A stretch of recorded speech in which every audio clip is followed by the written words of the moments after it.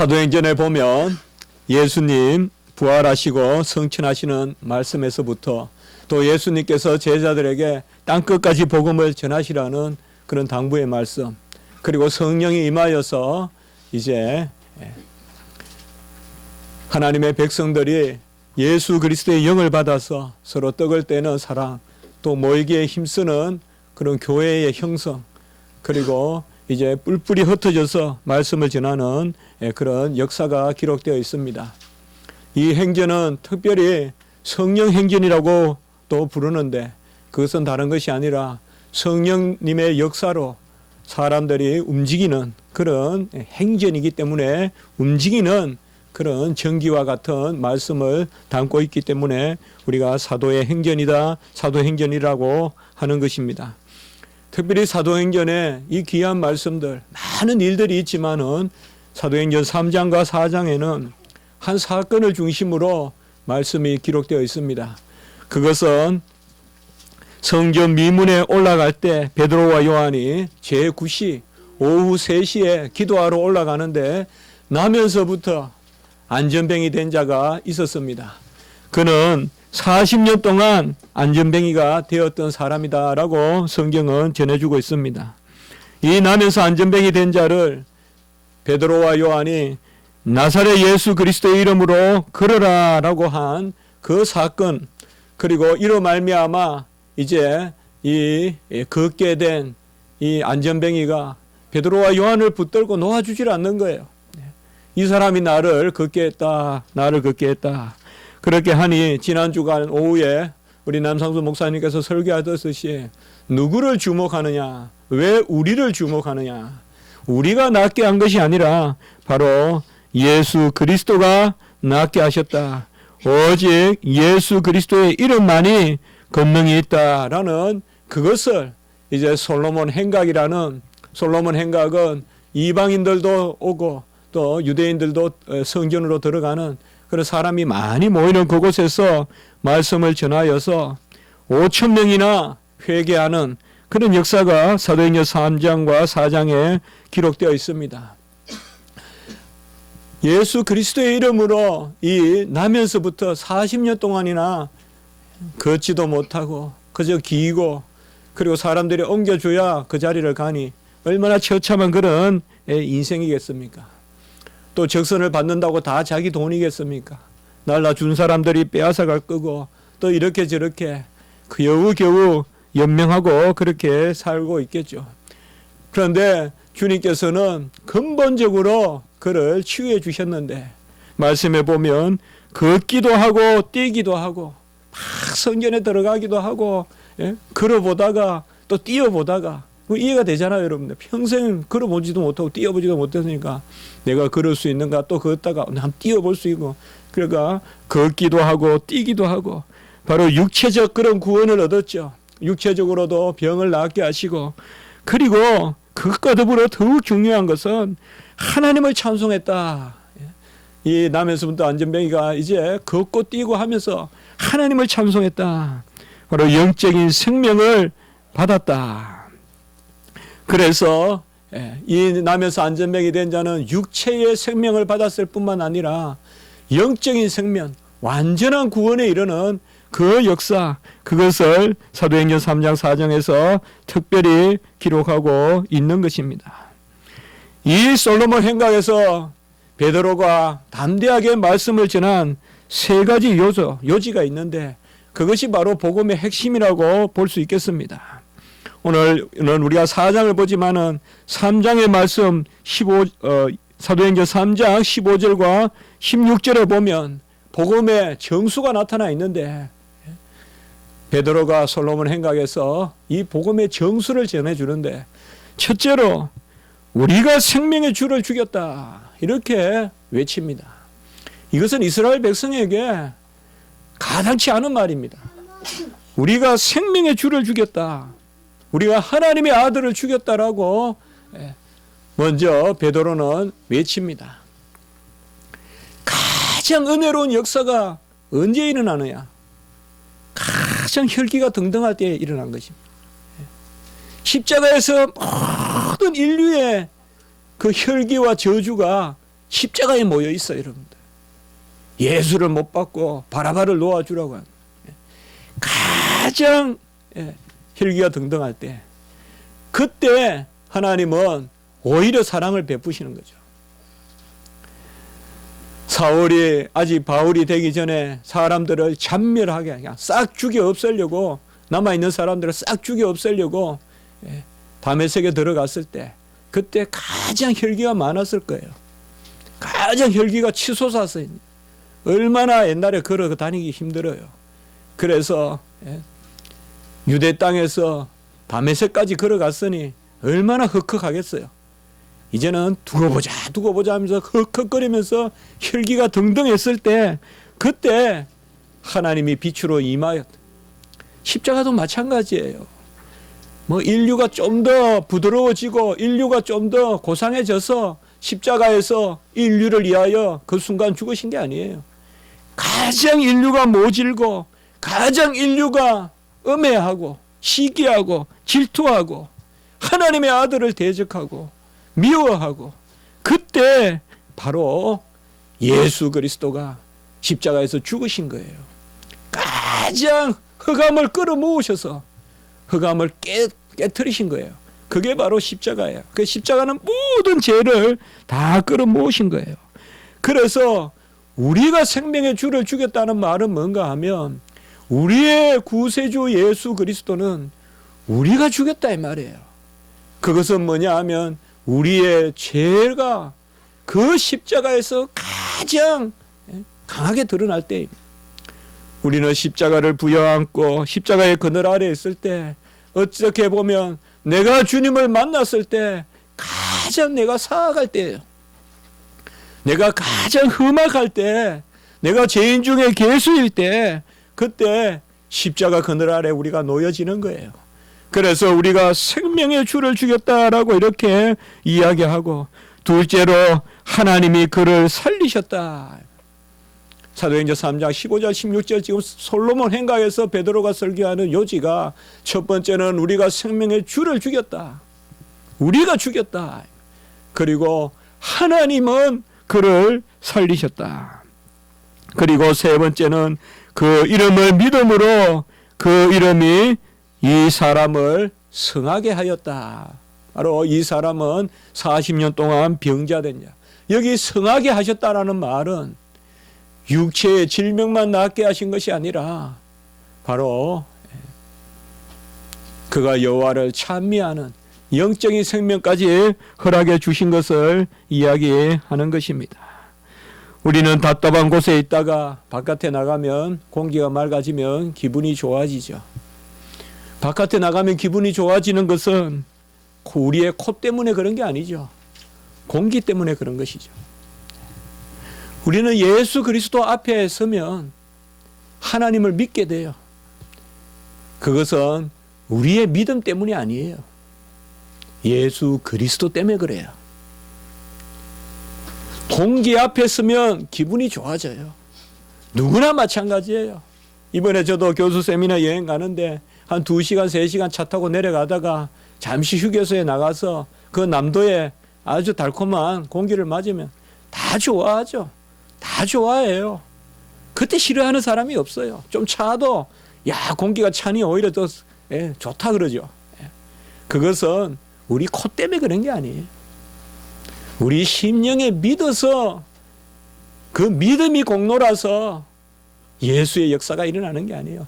예수님의 이름 때문에, 나사렛 예수 그리스도의 이름으로 걸으라 하니, 그 나사렛 예수 그리스도의 이름 때문에 발과 발목에 힘이 생기고, 마치 호흡을 불어넣으니 흙이 생명이 된 것과 같이, 창세기 2장 7절에 호흡을 불어넣으니 생명이 된지라, 생기를 불어넣으니 생명이 된지라 라는 말씀과 같이 예수 그리스도의 이름이 있으니 이 40년 된 병자가 일어서는 것입니다. 우리는 믿음으로 예수 그리스도의 이름을 우리가 받아들여서가 아닙니다. 예수 그리스도의 이름이 있으면 믿음이 생기는 것입니다. 공기가 있으면 우리의 마음이 청량해지듯이 예수 그리스도의 이름이 있으면 우리가 불가항력적으로, 그래서 믿음조차도 우리의 것이 아닌 것입니다. 사도행전 2장 3장 16절에 보면 그 이름을 믿음으로 이 이름이 너희가 보고 아는 이 사람을 성하게 하였나니, 같이 합시다. 그 이름을 믿음으로 이 사람을 성하게 하였나니. 참 좋은 말 아니에요. 성하게 했다. 믿음으로 성하게 했다. 이러니 마치 40년 된 병자가 믿으니 그 믿음이 공로가 있어서 이 사람이 성하게 됐다, 그렇게 들리기도 하는데, 후반부에 보면 예수로 말미암아 난 믿음이, 같이 합시다. 예수로 말미암아 난 믿음이. 이게 중요한 것입니다. 예수의 이름으로 말미암아 난 믿음이에요. 내 코 때문에 기분이 좋아지는 게 아니에요. 공기가 맑아서 기분이 좋아지는 것이에요. 흙이 생기를 받아들여서 생명이 된 것이 아니에요.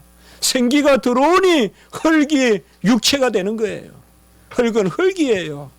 생기가 들어오니 비로소 피가 돌고 핏기가 돌고 화기가 돌고 도는 거예요. 마찬가지입니다. 예수로 말미암아 난 믿음이다. 그리하여서 우리는 아무 우리의 공로가 없고, 이게 초대교회의 핵심 메시지란 말이에요. 바로 사도행전 4장 12절에 다른 이로서는 구원을 받을 수 없으니 천하 사람 중에 구원을 받을 만한 다른 이름을 우리에게 주신 일이 없음이라 라고 이렇게 하였습니다. 우리는 주 예수, 예수 그리스도 찬송하고 하지만 우리는 그의 이름을 얼마나 기리고 그의 이름을 얼마나 사모하는지요. 예수 그 이름 하는 그런 복음성가도 제가 많이 부른 적이 있었습니다. 우리 송명희 분이 그렇게 찬송하셨죠. 그분은 보이지 않지만은 보이듯이 예수 이름을 부르면서 예수가 부른다고, 예수가 보인다고 그렇게 찬송을 했습니다. 바로 예수로 말미암아 난 믿음이다. 예수 그 이름으로, 천하의 어떤 이름으로도 우리를 성하게 할 수 없고 완전히 낫게 할 수 없고 구원에 이르게 할 수 없고 우리의 유일한 생명에 주는 예수 그리스도시다.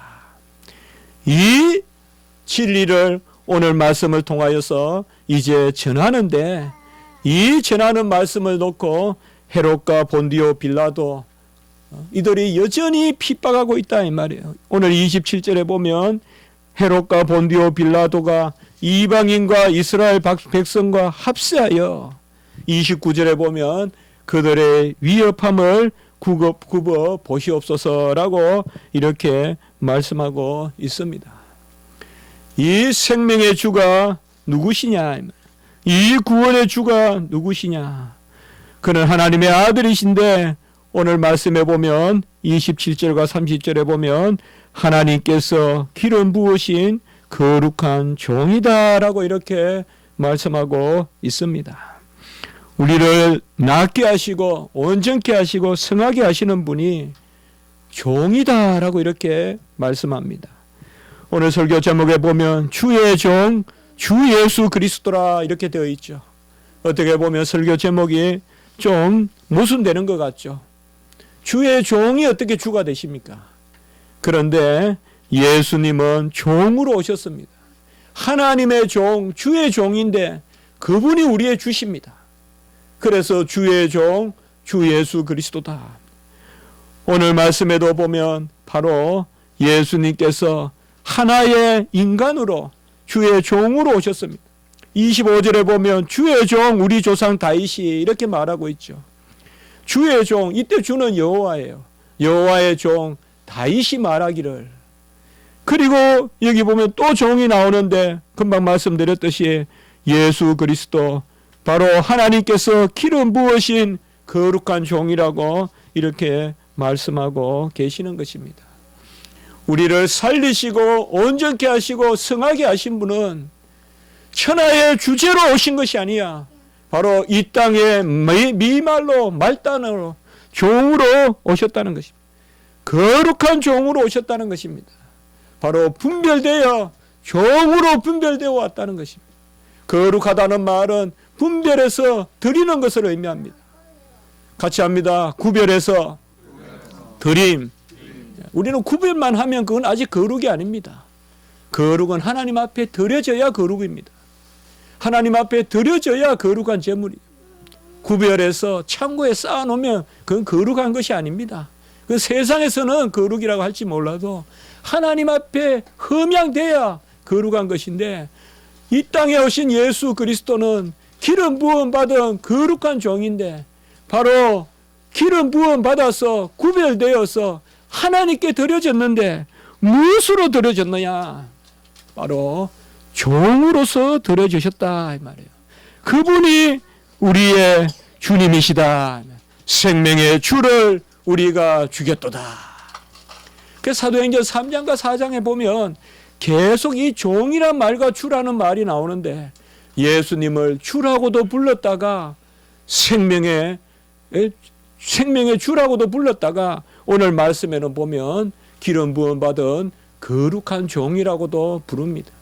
주와 종은 반대말입니다. 종이 있으니 주가 있고 주가 있으니 종이 있는데, 성경의 사도행전 3장에 바로 15절에는 생명의 주를 우리가 주겠도다라고요. 예수 그리스도를 생명의 주라고 부르면서 오늘 말씀에서는 하나님이 기름 부으신 거룩한 종이라고 그렇게 말씀하고 있는 것입니다.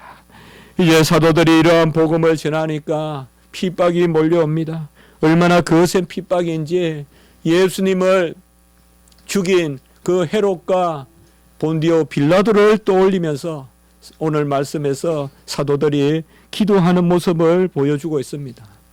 오늘 말씀은 바로 사도행전에 들어와 있는 기도입니다.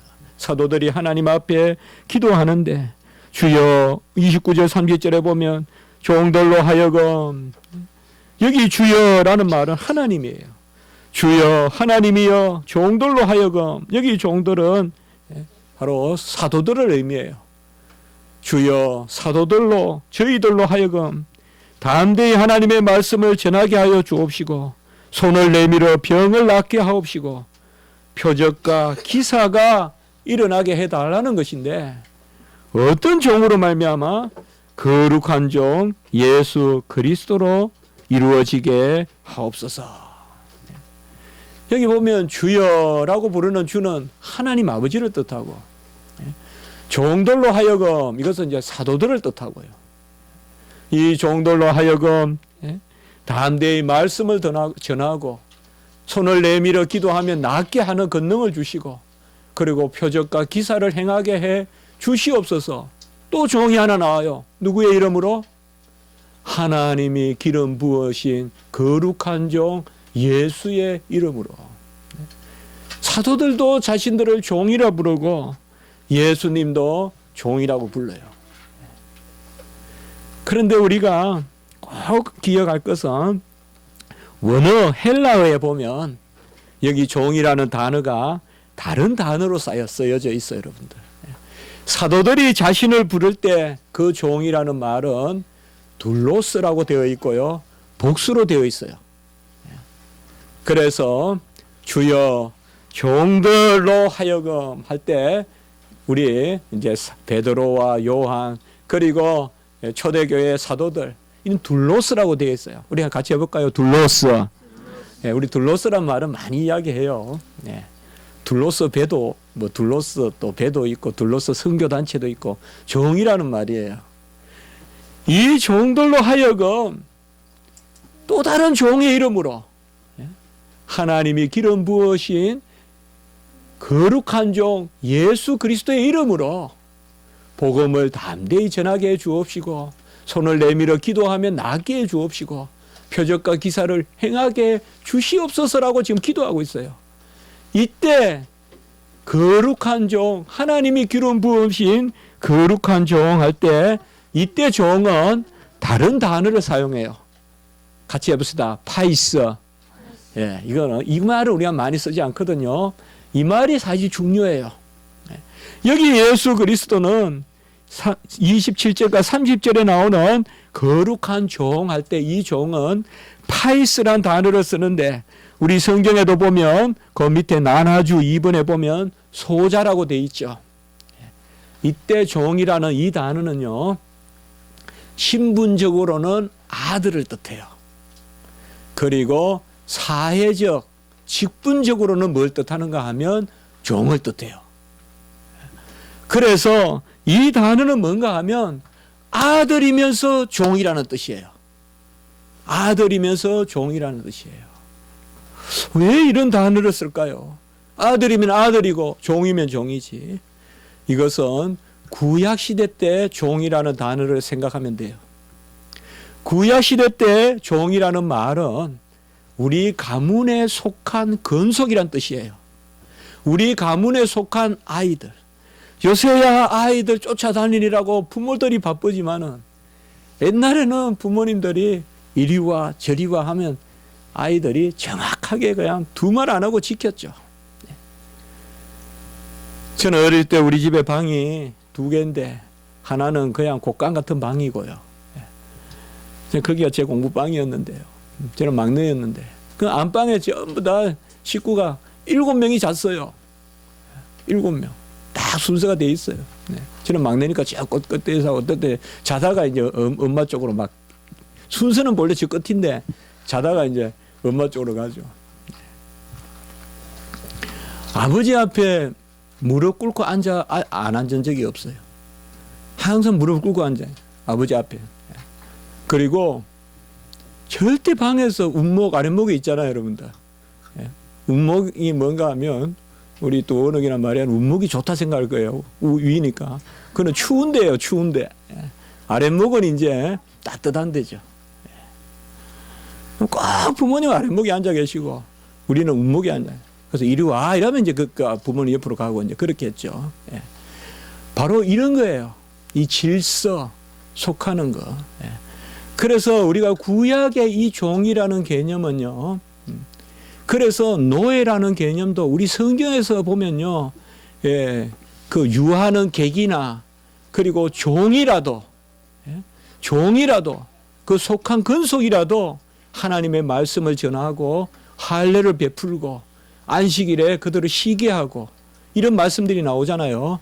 그래서 특별히 이 구약에서 종이라는 말은 2가지 의미가 있어요. 하나는 선택했다는 의미고 그리고 하나는 바로 순종하라는 의미예요. 그래서 예수 그리스도를 하나님이 기름 부음 받으신 하나님의 기름 부으신 거룩한 종이라고 했을 때 이 종이라는 단어는 구약의 종이라는 단어를 옮겨놓은 파이스란 단어예요. 구약의 종이라는 단어는 에베드라는 말이 있어요. 에베드. 그게 바로 종이라는 뜻이거든요. 구약에. 구약은 히브리어인데요. 히브리어로 에베드라는 말은 뭔가 하면 아주 긴밀한 관계 가운데 종도 그 집의 주인에게 속했고 아들도 그 집의 주인이 바로 우리가 포도원 비유에 보면 포도원 비유의 주인이 바로 뭐예요? 농부고 아버지예요. 아버지. 그래서 나중에는 아들을 보내죠. 처음에는 종을 보내다가. 그게 포도원 농부의 비유에 나오잖아요. 마태복음 21장에. 그래서 바로 이때 사용하는 것이 종이라는 것입니다.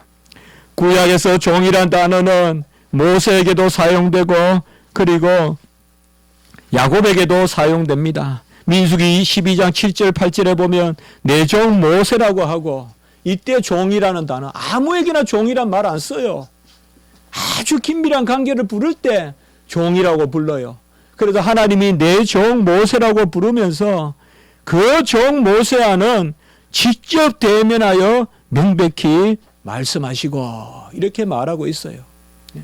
내 종 모세와는 은밀한 말로 하지 않고 직접 명백한 말로 말씀하셨다라고 이렇게 기록하고 있습니다. 열왕기상 11장 34절 36절에 보면 다윗도 내 종 다윗이라고 불러요. 대단한 긴밀한 관계를 뜻해요. 내 종 다윗이 내 명령과 내 법도를 지켰으므로 내 종 다윗이 항상 내 앞에, 참 은혜로운 말씀이에요, 등불을 가지고 있게 하리라. 그러니까 내 종 다윗은 항상 내 앞에 등불을 가지고 있게 하리라. 아주 긴밀한 그런 말로 종이란 말을 사용합니다. 간혹 이방의 왕도 하나님이 사용하실 때는, 승리의 도구가 될 때는 종이라고 부르기도 하는데, 예레미야 27장 6절에 보면 내 종 바벨론의 왕 느부갓네살이라고, 이렇게 느부갓네살 왕도 종이라고 부릅니다. 특별히 구약 성경에 보면 이 종을 이사야 41장 이후에 보면 이스라엘을 특별히 종이라고 부릅니다. 그래서 한 나라 한 민족을 종이라고 부릅니다. 이것은 아주 하나님이 사랑하시는 거예요, 여러분들. 아까 말씀드렸죠. 모세는, 내 종 모세에게는 하나님이 은밀한 말로 하지 않고 명백한 말로 친히 말씀하셨어요. 다른 사람들은 은밀해요. 못 알아들어요. 그러나 모세에게는 직접 언어로 말씀하셨어요. 그리고 다윗에게는 등불을 들어주셨어요. 종이라고 부르시면서. 그 종을 특별히 이스라엘 백성들이 이제 나라도 망하고 더 이상 소망이 없어 보일 때, 그때 하나님이 이사야 선지자를 통하여서 그루터기를 남겨놓았다고 불러주시면서, 특별히 이사야 39장부터 40장부터 위로를 전하면서 그 41장에 보면 바로 이 말이 나와요. 나의 종 너 이스라엘아. 이때 종이라는 말은 우리가 아이고 그저 뭐 노예 그런 게 아니라 이 말이에요. 이때 종이란 말, 에베드란 말, 이 말이 신약시대 때 예수님께 사용된 파이스란 단어라 이 말이에요. 바로 아들이면서 그 집안의 일을 맡아서 하는 일꾼이다라는 의미인 것입니다. 특별히 이사야 44장 21절에 보면 야곱아 이스라엘아 이 일을 기억하라. 너는 내 종이라. 내가 너를 지었으니 너는 내 종이라. 같이 합시다. 내가 너를 지었으니 너는 내 종이라. 예. 종은 지어서 낳은 게 아니잖아요. 드리는 거잖아요. 종은 드린다 그러잖아요. 그런데 성경에서는 뭐예요? 내가 너를 지었으니 너는 내 종이라. 우리가 다 종이에요. 그렇게 보면 우리가 다 둘러쓰고 다 파이스예요. 무슨 말이냐 하면 우리가 하나님의 자녀이면서 하나님의 일을 맡은 포도원의 일꾼이란 말이에요. 그래서 이 종이라는 비유, 일꾼이라는 비유가 많이 나오는 거예요. 달리 말하면 우리가 하나님의 일을 할 때 그때 우리는 진정한 자녀가 되고 그때 우리는 종이 되는 것이에요. 그래서 아주 아름다운 이 단어가 바로 종이라는 것입니다. 이 종이라는 말을 이제 누구에게 붙여주었을까요? 그것이 이사야 42장에 나오는 예수 그리스도. 이것을 우리가 특별히 제가 우리 교회 설립하고 처음에 몇 번 교회에 대한 설교를 하고 난 다음에 바로 여호와의 종의 노래다라고 몇 차례, 6차례인가 설교를 한 적이 있습니다. 이때 이사야 42장부터 바로 여호와의 종의 노래가 나오는데 이 여호와의 종이 예수 그리스도십니다.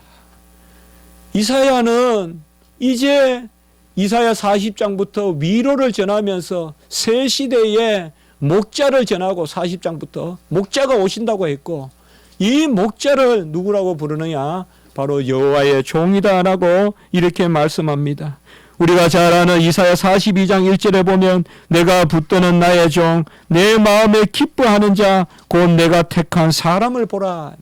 내가 붙드는 나의 종 바로 예수 그리스도를 뜻해요. 이분이 바로 내 마음에 기뻐하는 자. 성경은 놀라운 거예요. 내가 붙드는 나의 종. 이것은 뭐예요? 바로 하나님의 일을 하는 것이죠. 이 종은 아들과 통한다 그랬죠. 내가 붙드는 나의 종, 나의 아들, 내 마음에 기뻐하는 자. 이사야 42장 1절. 이것이 우리의 뭐예요? 예수 그리스도가 세례받을 때 하늘에서 들린 음성이죠. 이는 내 사랑하는 아들이요 내 기뻐하는 자로다. 오묘한 게 성경이에요. 내가 붙드는 나의 종. 이제 우리는 종이라 하면 자녀됨을 먼저 생각해야 돼요. 우리는 예수 그리스도와 함께 자녀됐어요. 이 종이란 단어가 너무 귀한 거예요. 우리 십자가 지기라고 할 때 지기라는 말이 이 말을 담고 있는 거예요. 아들이면서 딸이면서 주의 일을 감당하는 종인 것이에요. 내가 붙드는 나의 종, 내 마음에 기뻐하는 자. 내가 붙드는 나의 종은 이는 내 사랑하는 아들이요 내가 기뻐하는 자, 내 기뻐하는 자로다. 이것이 바로 세례를 받을 때 그리고 변화산에서 울려 퍼지는 것입니다. 이 어려운 가운데서 사도들이 지금 핍박을 받고 있을 때 예수 그리스도의 종되심을 기도하고 있는 거예요. 그래서 사도들은 지금 무엇을 기도하느냐?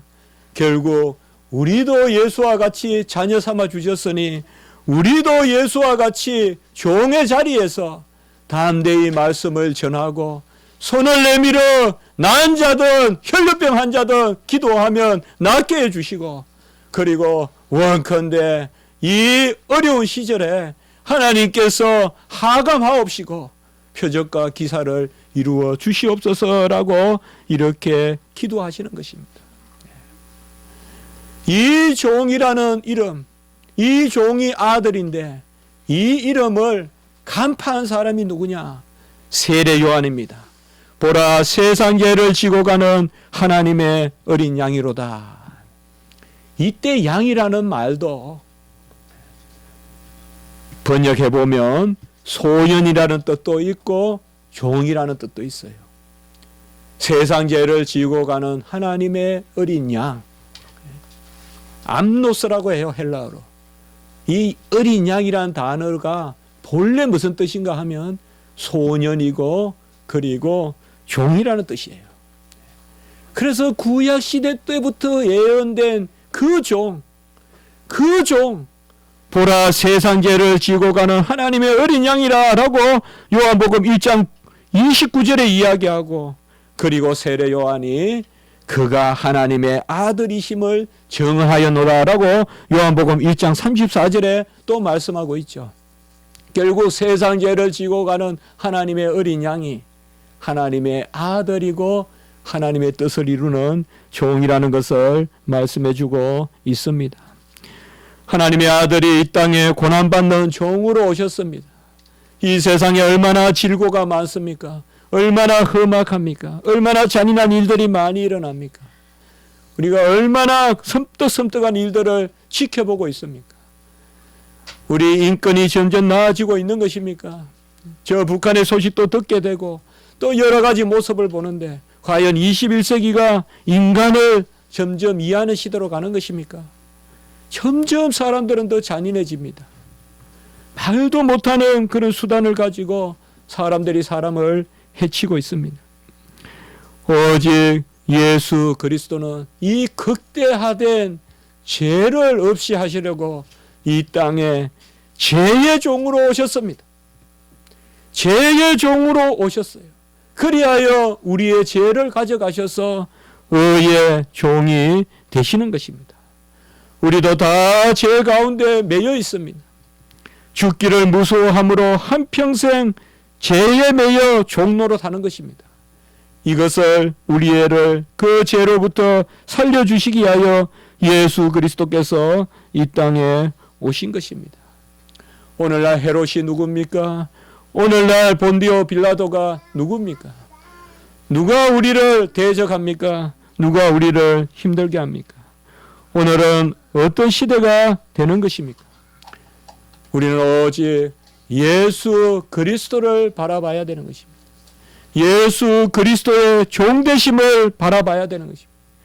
빛 앞에 서면 빛을 비출 수밖에 없고 향기 앞에 서면 향기를 낼 수밖에 없고 맑은 공기를 나아가면 맑은 공기를 맞을 수밖에 없다면 우리는 예수 그리스도의 이름 앞에 서기만 하면 믿음이 생기고 발에 힘이 생기고 찬양이 나오고 40년 동안 걷지도 못하고 하나님을 알지도 못하던 그 거렁뱅이가, 그 안전뱅이가 하나님 앞에 나아가듯이 우리도 종 되신 예수님 앞에 나아가는 것입니다.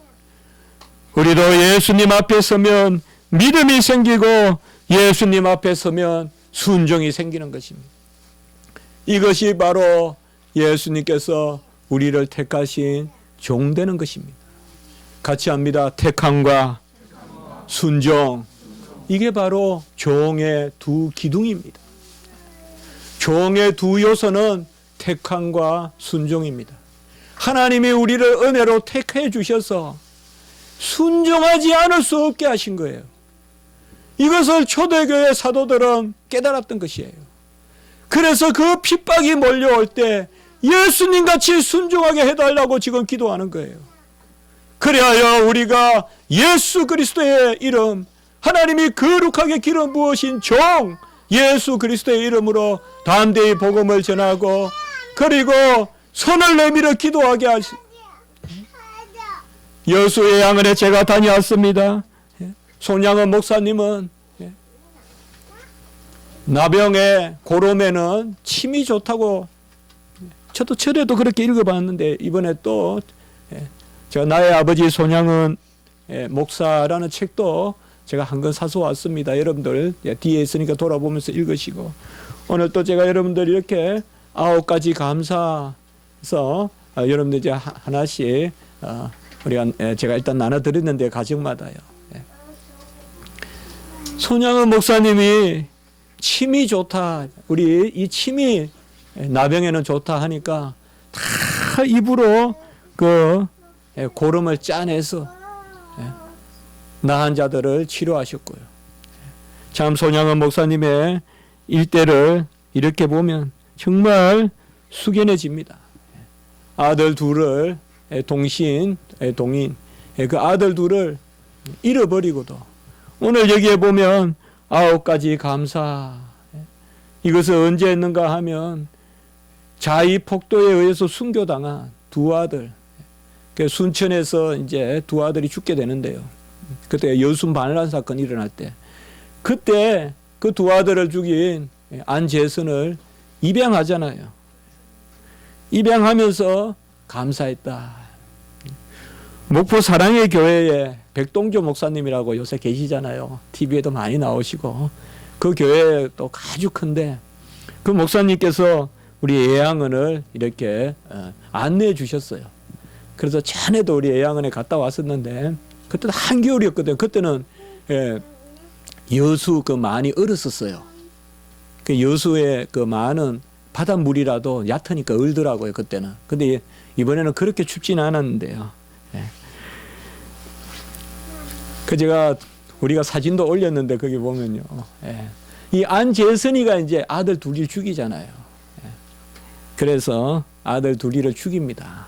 죽이는데 이 안재선은 이제 입양하잖아요. 입양하고는 계속 부흥회 때 안재선을 데리고 다녀요. 이 손양은 목사님이. 부흥회 때. 그래서 제가 그것도 사진을 찍어 왔거든요. 근데 이제 그 사진이 있는데 남대문 교회에서 그 당시에 큰 역사를 일으키는 부흥회를 해요.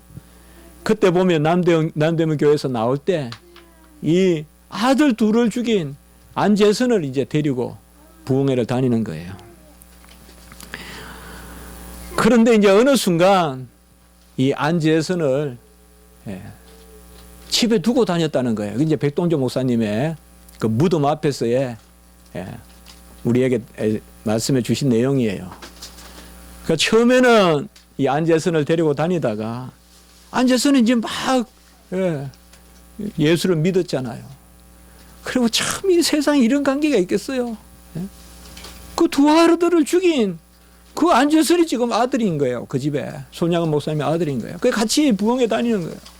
손양은 목사님은 키가 아주 작아요. 키가 아주 작아요. 우리 세은이만큼이나 될까 모르겠다. 아주 작아요, 정말. 안재선은 커요. 그래서 둘이 이렇게 이제 다니는데 어느 순간에 이제 안재선은 이제 집에 있게 했다. 저는 별 생각이 없었어요. 그것에 대해 별 그렇게 꺼냈는데 백동조 목사님이 그래 설명을 하더라고요. 그때부터 사모님이 얼마나 힘들었겠냐 이 말이에요. 남편은 순교니 남편은 사랑의 원자탄이니 하면서 칭찬받으면서 예? 그래도 명분이라도 있을 텐데 남편이 부흥에 가고 났을 때 그 자기 아들 둘을 죽인 안재선을 어떻게 몇 끼 밥을 해먹이겠냐 이 말이에요. 그 사모님이. 제가 그 말을 듣고는 아주 마음에 참 감동이 되더라고요. 그래서 이것은 없는 비사인데 사모님이 그 손양은 목사님 설교 못 듣겠다고 다른 교회 가서 설교 들었대요. 이거 저는 충분히 이해해요. 네. 설교 못 듣겠다고 딴 교회 갔대요, 사모님이. 이것은 시시하면서 알려주는 거라고 이제 이야기했어요. 근데 이건 정사가 아니래요. 예? 정사가 아닌데 제가 봤을 때는 이해할 만도 해요, 여러분들. 예? 제가 전에도 한번 말씀드렸지만은 저는 몇 년 전에 그 추울 때 예양원에 갔을 때 그 손양은 목사님 총탄에 맞아서 손양은 목사님은 이제 교회 종치고 끝까지 뭐 손양은 목사님은 도망갈 수 있지만은 이 나은 자들은 갈 수도 없어요. 가다 보면 뭐 우리가 그 하나원 씨도 보면 한 발자국 걸으면 발가락 하나 빠지고 그게 나은 자들이잖아요. 근데 갈 데도 없어요. 그러니까 끝까지 이제 종을 치며 하다가 결국 가수원에서 순교당하시는데 그 손양은 목사님을 이렇게 누워놓고 거기에 보면 아주 단발머리한 그 따님, 이제 나의 아버지 손양은 목사라고 저술한 그 따님 계시고 거기 보면 삐쭉 상주가 누구냐? 안재선이가 상주예요. 그 아들 둘을 죽인 안재선이가 상주라고요. 그리고 사모님 계시고 저도 모르게 옛날에 그 사진을 보고 This is Christianity. This is Christianity. 이것이 기독교다. 이것이 기독교다. 이 사진이 기독교다. 기독교 전체 교리사고 전체 기독교 순교사를 다 해도 이 사진 하나가 기독교다. 이것이 기독교다. 제가 그렇게 한 적이 있습니다. 이번에도 그 사진은 이제 어떻게 가능하면 우리 사진 한번 올려보도록 그렇게 하겠습니다. 이 9가지 감사가 있죠. 아들 둘을 이제 죽이고 장례할 때 손양은 목사님이 그때 답사를 통해서 설교는 뭐 아들의 장래에 아버지가 설교할 수 있겠어요. 감사하다는 답사를 통하여서 나는 9가지를 감사한다. 우리 한번 꺼내서 한번 읽어볼까요? 9가지. 예, 같이 한번 봅시다. 예. 우리 늦게 오신 분은 다 받으셨습니까? 예. 같이 한번 읽어봅시다. 1에서 9까지 시작. 1. 나 같은 죄인의 혈통에서 순교의 자식을 나게 하시니 감사. 2. 허다한 많은 성도 중에서 이런 보배를 나에게 주셨으니 감사. 3. 삼난 삼녀 중에서 가장 귀여운 맏아들과 둘째 아들을 바치게 하시니 감사. 4. 하나들의 순교도 기하거늘 하물며 두 아들이 함께 순교했으니 더욱 감사. 5. 예수 믿고서 와석 종신에도 복이라 했는데 전도하다 총살 순교했으니 더욱 감사. 6. 미국 가려고 준비하던 아들이 미국보다 더 좋은 천국 갔으니 내 마음이 안심되어 더욱 감사. 7. 아들을 삼고자 하는 사랑의 마음을 주신 하나님께 감사. 8. 천국의 열매가 생길 것을 믿으면서 감사. 9. 역경 속에서도 하나님의 사랑을 깨닫게 하시고 이길 수 있는 믿음을 주신 하나님께 감사. 우리 아이들은 5번의 말이 어렵겠죠. 와석 종신에도 감사하거늘. 자리에 누워서 임종을 해도 자리에 누워서 죽어도 감사하거늘. 순교하면서 총 맞고 죽으니 얼마나 더 감사하냐. 이게 바로 종의 삶이란 말이에요. 이게 바로 예수님의 삶이고 이것이 바로 우리 사도의 삶이다 이 말이에요. 이게 진정한 자녀의 삶이라는 거예요. 와석 종신에도 감사하거늘. 우리가 서울대병원에서 연세대병원에서 어느 병원에서 누워서 죽어서 되겠어요. 복음 전하면서 하나님 말씀 전하면서 길에서 객사해야죠. 그것이 우리 기독교인들의 삶이죠. 와석 종신에도 감사하거늘.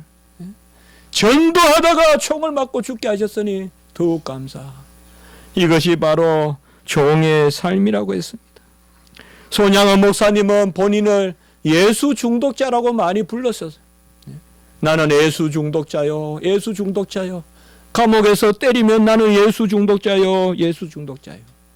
우리가 어찌 예수 중독자가 되겠습니까? 쉽습니다.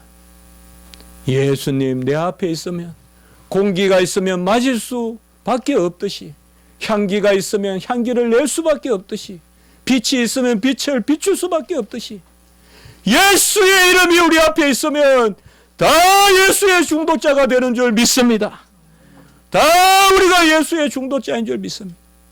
예수 예수, 여기 찔러도 저기 찔러도 예수 예수 하는 최건능 순교자, 그 최건능 목사, 최봉선 목사님 같은 신앙이 있어야 한국교회가 다시 사는 것이. 아들인데 아들답지 않다 이 말이에요. 아들인데 노예같이 산단 말이에요. 이것이 종이 아니란 말입니다. 진정한 아들은 하나님의 일을 감당하는, 그것이 바로 오늘 핍박이 임했을 때, 오늘 이 시대에 우리가 기도할 것이 무엇입니까? 예수 그리스도 오실 것을 바라보며 우리가 기도할 것이 뭡니까? 그 헤롯과 얼마나 잔인한 헤롯이에요. 그리고 이 헤롯 아들인데, 이 또 잔인해, 아버지보다 더 질서가 없이 잔인했던 사람이 이 헤롯과, 그리고 로마의 압정 가운데서도, 로마의 핍박 가운데서도 오히려 하나님 앞에 복음을 전하기를 기도하는 거예요. 여러분 같이 합니다. 어려울 때 종이 되자. 어려울 때 종이 돼서 이겨야 돼요. 어려울수록 주의 일해야 이겨요. 우리가 어렵다고 주의 일로 오면 안 돼요. 여러분들 잘 기억하세요. 내 생업이 어려울수록, 내 생업이 바쁠수록 주의 일 해야지 이겨요. 우리가 그거예요. 핍박이 있을 때 피해 다니는 것이 아니라 오히려 주의 일을 감당하는 그 은혜를 말씀하신 것입니다. 땅에는 기뻐하신 사람들 중에 평하라라고 했습니다. 주님은 우리 가운데 기쁨으로 오신 것입니다. 우리가 종된 것, 자녀된 것이 다 기쁜 것입니다. 이러한 은혜가 부족한 종과 우리 여러분에게 또 우리 복중의 태아까지라도 함께 있기를 주님의 이름으로 축복합니다. 한번 기도드리겠습니다. 거룩하고 자비로우신 하나님 아버지, 아들이요 종이요 상속자 삼아주신 하나님의 은혜 감사를 드립니다. 아버지여, 먹구름같이 핍박이 몰려와도, 고난이 몰려와도, 호탁한 세상의 염려와 근심이 몰려와도 모든 것을 하나님 앞에 맡기고 예수 그리스도 흑암을 끌어모아 흑암을 깨뜨렸듯이, 땅의 지축을 흔들었듯이 십자가의 권능으로 나아가는 저희들이 될 수 있도록 주여 도우시고 인도하여 주시옵소서. 우리 모든 성도님들 사랑하여 주시옵소서. 진정한 자녀됨이 종됨에 있다는 것을 기억하게 하여 주시옵소서. 감사합니다. 이 땅의 순교의 피를 기억하게 하시고 손양원 목사님 같은 많은 믿음의 일꾼들 나게 해주시고, 손양원 목사님, 사모님 같은 많은 믿음의 일꾼들 나게 해 주시옵소서. 감사하옵고 구주 예수 그리스도 이름으로 기도드리옵나이다. 아멘.